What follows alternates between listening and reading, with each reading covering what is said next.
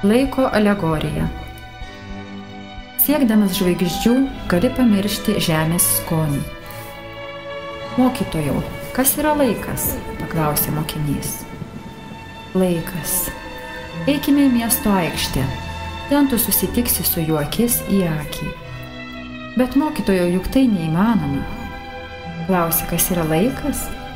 Laikas sukurtas tam, kad žmogus žinotų, jis ne visagalis. Laikas duotas apmąstymams ir svajonėms. Žmonės neteisingai supranta laiko esmę ir daugelį šimtmečius bando atsukti laiką atgal, grįžti į praeitį arba įžvelgti ateities šviesą.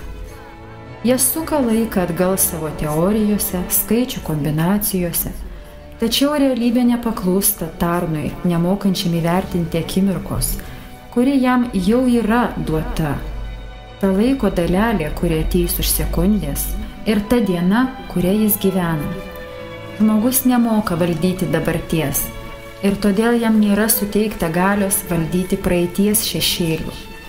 Ką žmogus bedarytų, kurį kelią be pasirinktų, jo laukia senatvė, vienuma ir galų galiausia mirtis.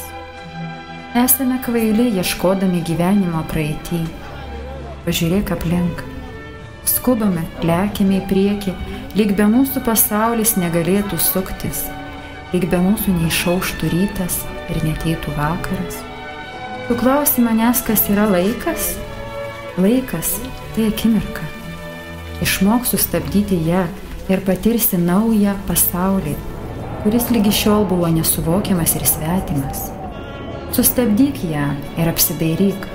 Matai šį žmogų? Kokios liūdnos jo akys, ar matai? Jis neša savo širdyje kažkokias problemas, džiaugsmus. Gal namie jo laukia vaikai, o gal jis vienišas ir jau kelis metus atsibunda nuo kraupaus sapno. O jis toks laimingas. Ar šiandien jo šventė? O gal šis žmogus gyvena, kad teikti šviesą kitiems? Kiek kartų mes praeiname tuos, kurie gyvena dėl mūsų? Sustabdyk akimirką ir pamatyk supantį tave pasaulį. Medžius, gėles, pamatyk jų spalvas, pauostyk jas. Jos auga dėl tavęs. Laikas duotas tau šiandien, tam, kad jis taptų istorija rytoj. Ne tik tau, bet ir nors vienam šalia esančiam žmogui. Pažink laiką, pradėk nuo akimirkos ir pažindamas ją tu pažinsi tikrąjį pasaulio grožį.